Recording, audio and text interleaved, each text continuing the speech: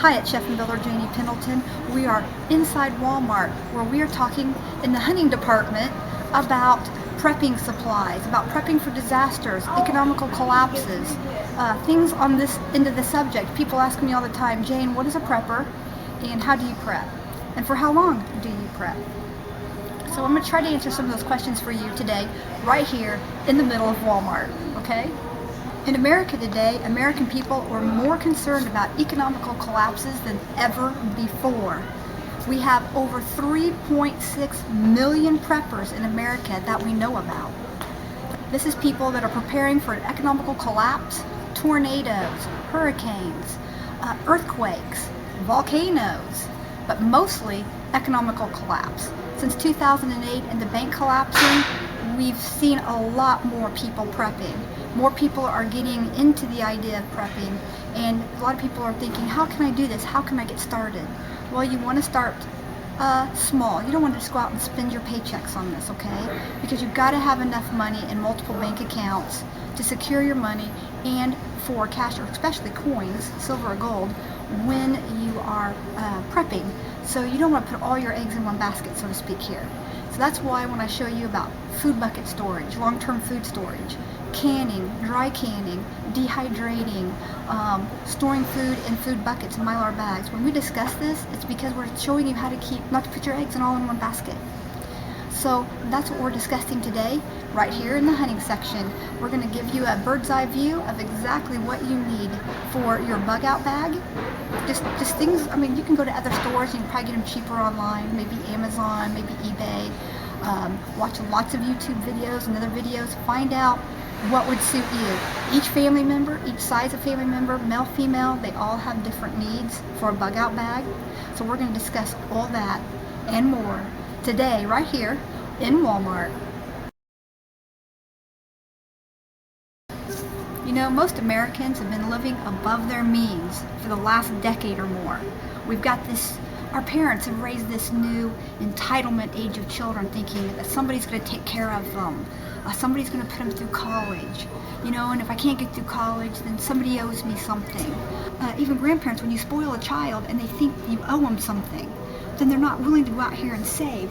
They're not going to go out here and prep. But I promise you one thing, the people that bury their heads in the sand now are going to be the ones that come against you later. So keep that in mind. If you're thinking, oh, my neighbor's a prepper, we're best friends, they'll let me in. No, they're not. They're not prepping for you. They're prepping for themselves, and they're going to use their weapons against you, and you're going to be out scavenging for food, and you'll probably die from lack of medications if you're on any medications while you're out. So basically what I'm saying, anybody who thinks that prepping is just not idealistic and it's just silly, we're not having economical problems, there's no tornadoes, you know, I live in a good area, there's no earthquakes. Basically, you have your head in the sand. I just want to say that, you know, Joseph in the Bible, God told him to gather grain, and he gathered enough for 7 years. But everybody sold their properties that didn't store grain, and they sold their souls. They sold themselves into enslavement to their government.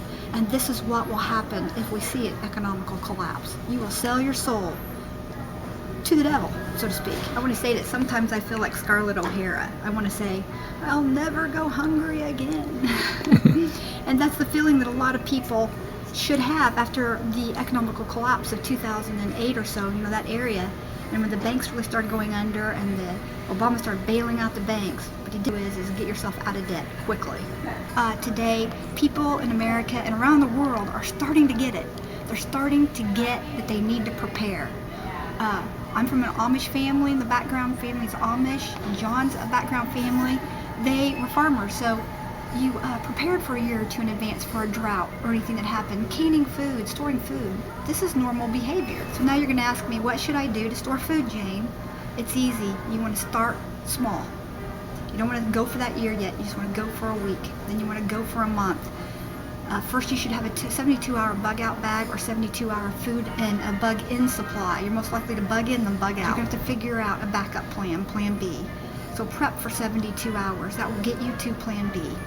Take all the recipes that you make for 1 month or even 1 week, okay, and supply yourself those recipes. And I'm going to teach you, just hit here, and I'm going to teach you how to store that, whether it's dry canning, storing in a long-term food storage, short-term food storage. I'm going to teach you how to do that.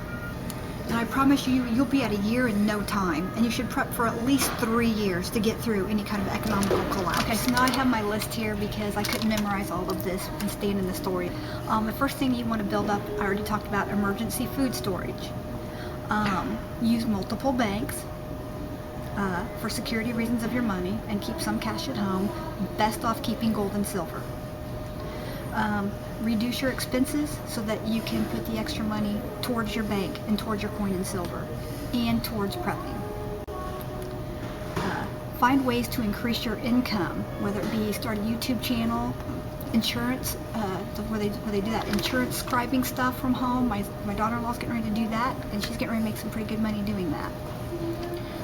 So I mean, there's ways. I've cleaned toilets for money, so you can do this. Be sure and store food and rotate your food. Keep at least a year's to 3 years worth of food on hand, but start with at least 72 hours. If you're in an apartment, at least keep a 72-hour bug-out bag and food stores so you can get someplace else where there is more food. Let Hurricane Katrina teach you that.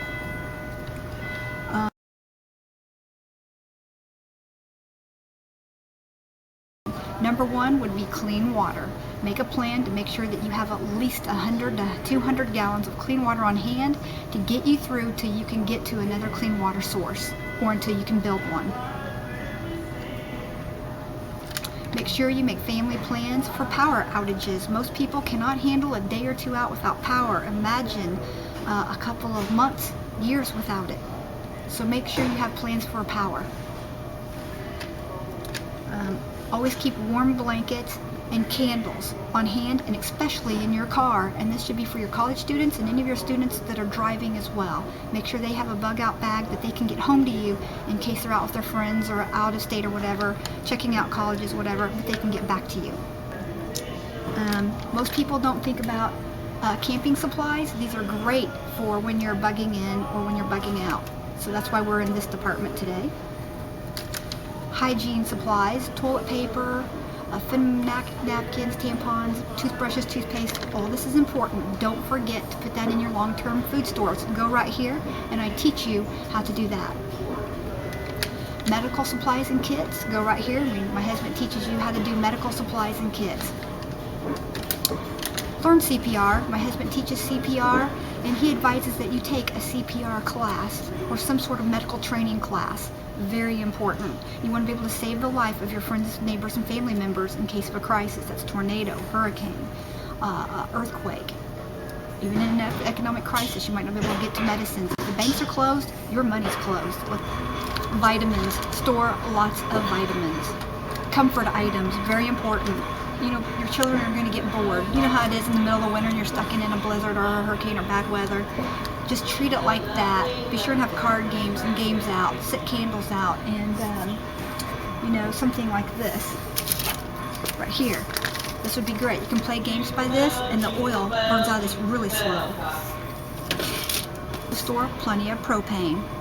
That works in your camping cook stove as well. And I do suggest picking up an auxiliary cook stove. The sun's not always going to be out, or else I would suggest a sun oven, but an actual Coleman oven would be a good thing as well.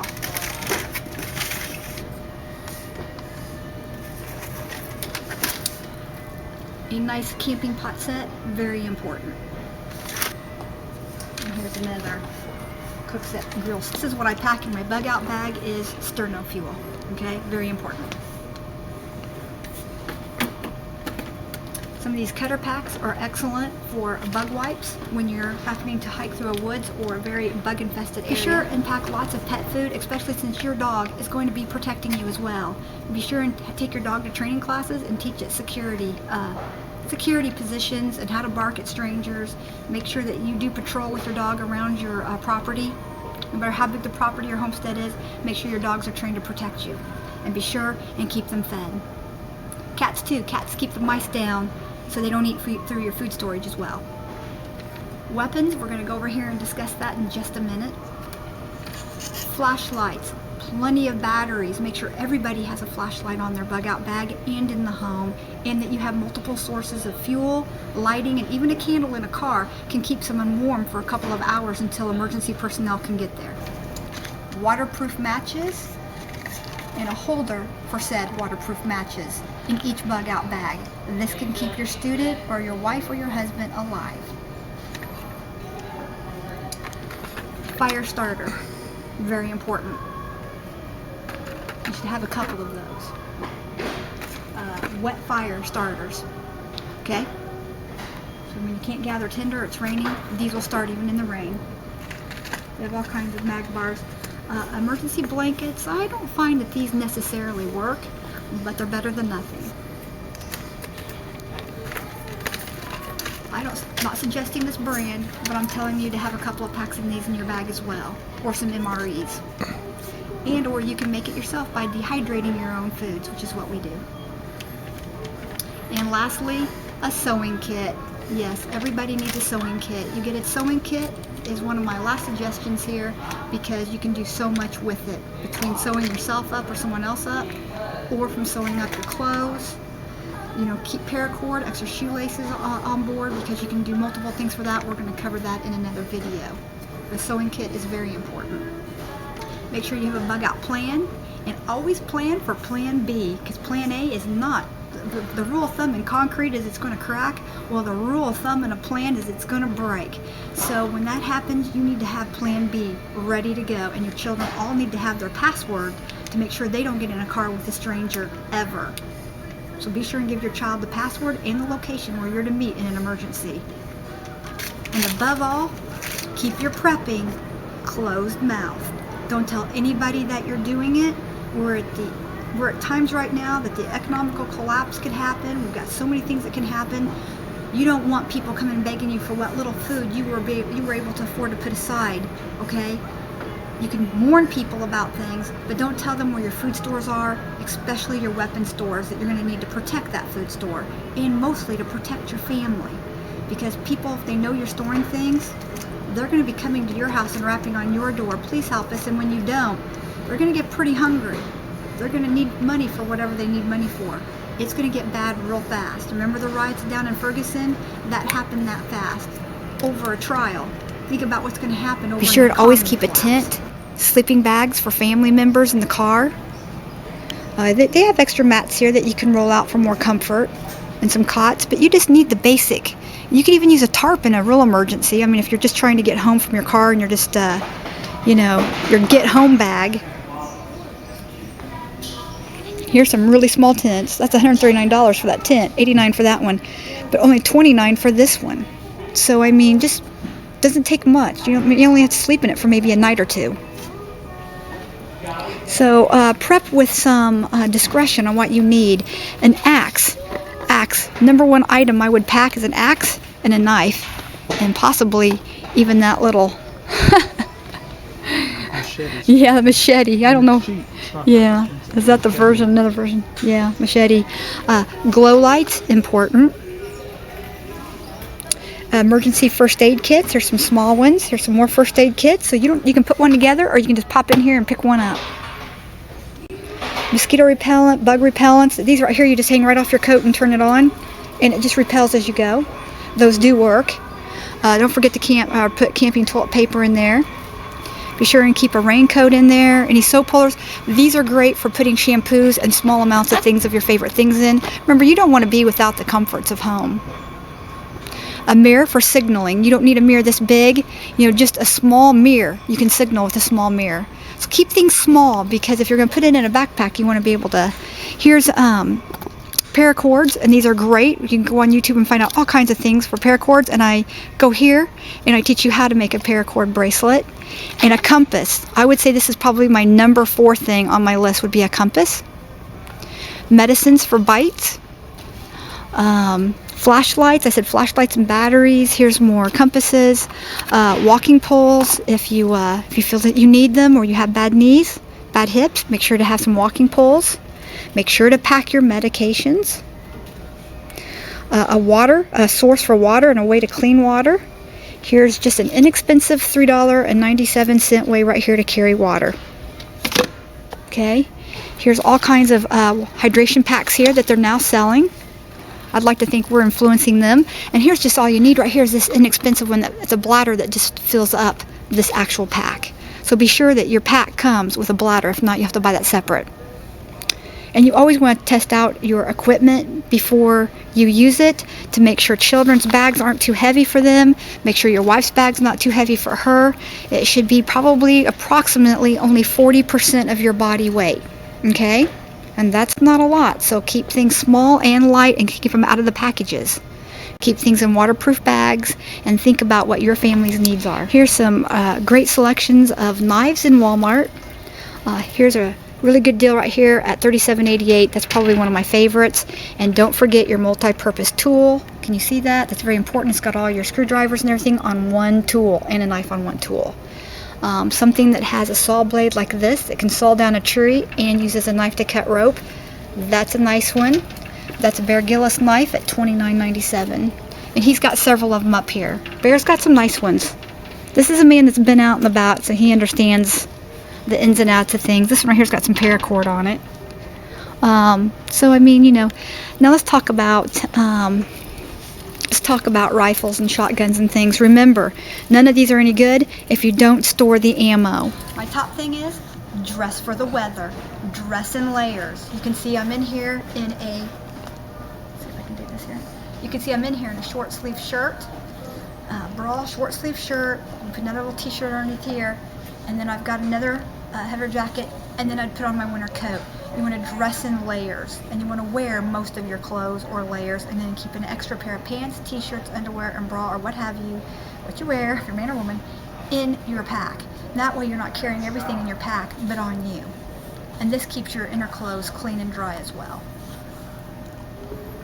And I also want to mention that you want to dress for your location. If you're going to be in a woodsy area or bugging out in a woodsy area, you want to dress. See the leaves on here? See the leaves? This is a woodsy look here. It's not necessarily straight up military. You want to go with your environment. This would be for your environment.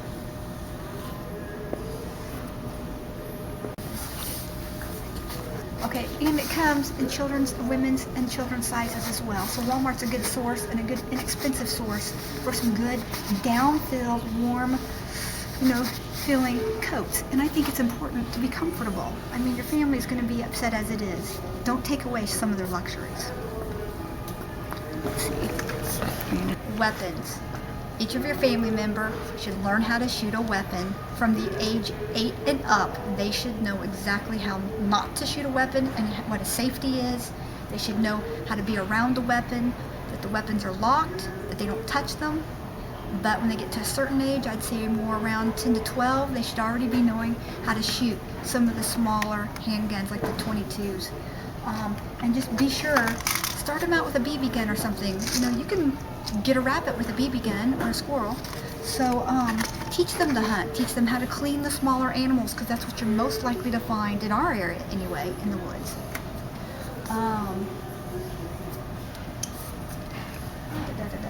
These are painful things.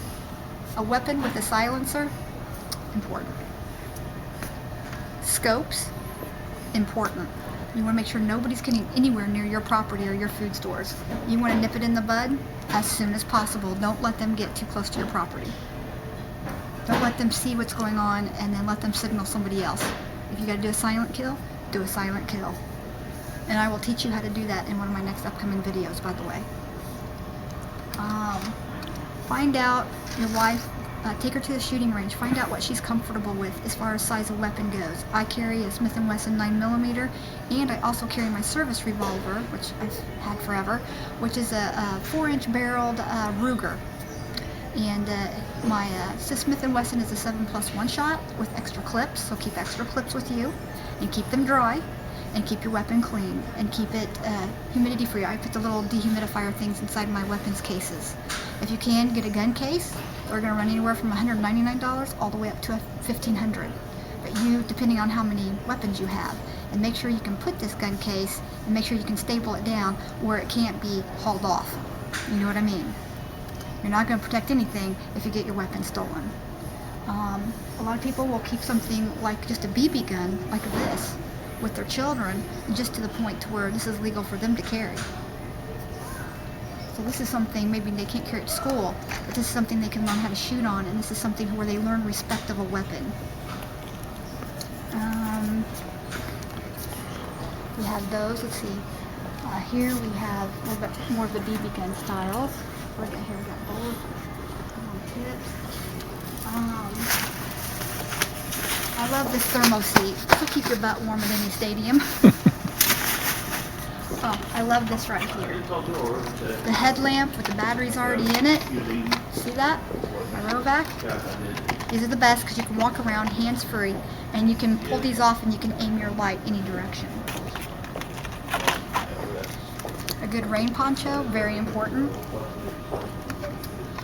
Flagging tape for emergency. This can help get you seen by a helicopter. Again, the mirror thing as well. And they have some good knives here. They have the seatbelt hook knife. You can get it off the post here. Well, they're not letting you take it off the post. I guess it's, you have to have it marked or something, but this is a really good seatbelt hook knife. This is a really good seatbelt hook knife right here. And then, of course, duct tape. I can't speak highly enough of duct tape and baling wire. I'm from the old school. You can smell the deer pee. People have been hunting.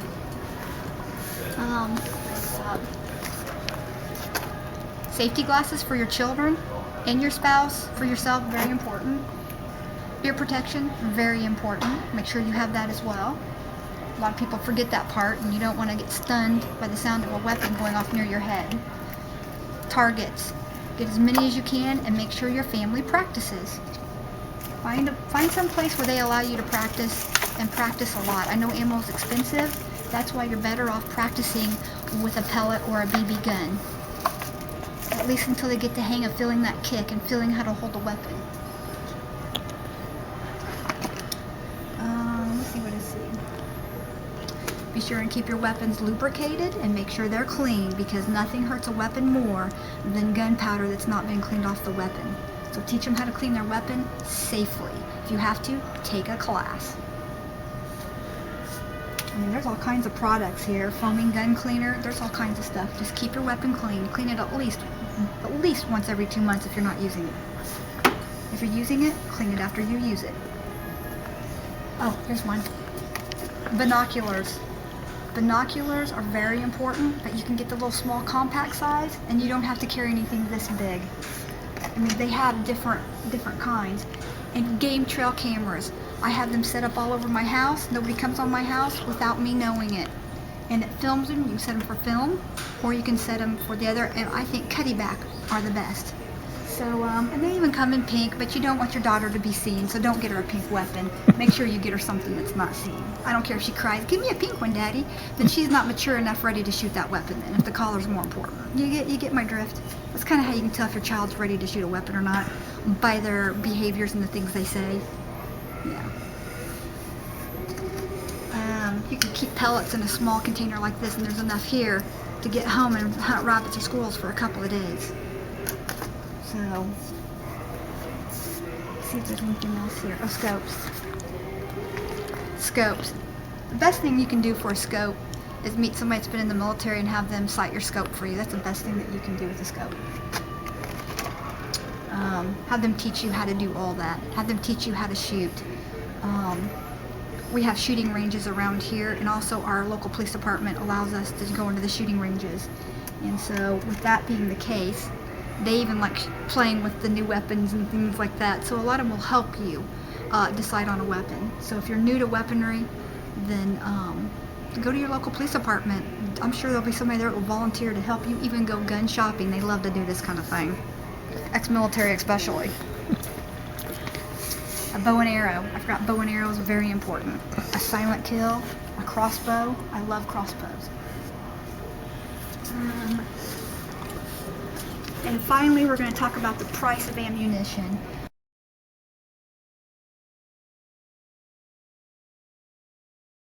Alright, this is Chef and Builder Janie Pendleton. I want to thank you for joining us. Be sure and check out my other videos. We have a lot of fun things coming up, and we're going to teach you here on our prepping series how to store food long store with our bucket series. Blessings.